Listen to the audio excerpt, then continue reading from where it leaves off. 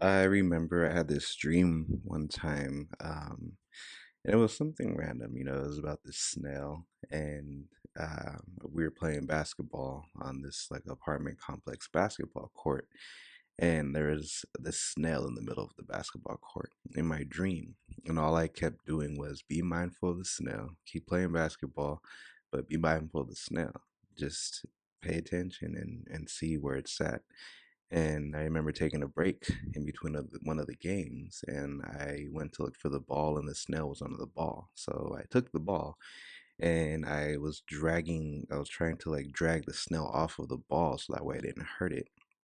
And someone else shot a random ball because we were just practicing, and that ball ended up smashing the snail. And I remember in my dream I just felt this pain, I felt this anxiety, this worry for the snail, and it hurt me for some reason. So I immediately got up and ran to the snail, and I saw that its shell was damaged. So I went about, because I know in my mind and in my reality I have an issue with texture when it comes to touching certain things such as slime. So I went in my dream and I grabbed like a stick and this leaf, and I scooped the snail up on the leaf, and I took it far away from the court, and I let it down. And I remember talking to it because the snail was still moving. And I literally in my dream was talking to the snail saying, "Go and find what it is that you're looking for. Go find this piece."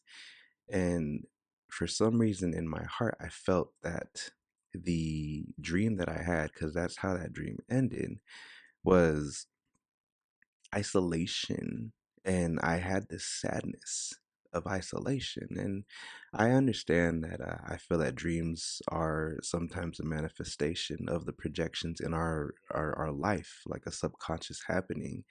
And to think about what that dream meant to me, it hit really hard. It's a snail, and but at the same time I'm living my life where I believe that everything that was created is a creature of God. But I also feel that at the same time we are removed from our truth and understanding why we're consciously here. And the whole goal, the whole experiment of life is to go and to embrace what we're looking for, to find that center, to find that commonality that we all have within one another, which is fulfillment, abundant, it's joy, it's that feeling of stability.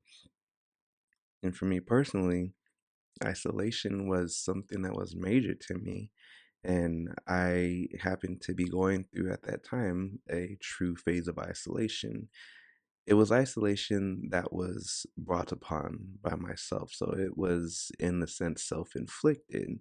But this was something I felt that was necessary. Growing up in a family where codependency reigned heavy, it's something that allows for someone to always have that sense of security, even though it's an artificial sense of security. It's a sense of security when you have family that you can call on, when you have people around, when you have friends, when you are constantly visited with work. But at the same time, true isolation is that feeling of knowing that at the end of the day, you're always physically alone.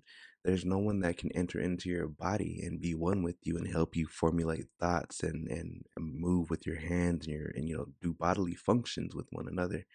So I feel like for me, it's more of coming to terms with the reality and lessening any type of delusional thought that people are always going to need to rely on one another, because at the end of the day, it's literally us operating from our own sense of self and making that conscious choice to say, I want to do something or I'm not going to do something. And I feel that that also stems from the big term security.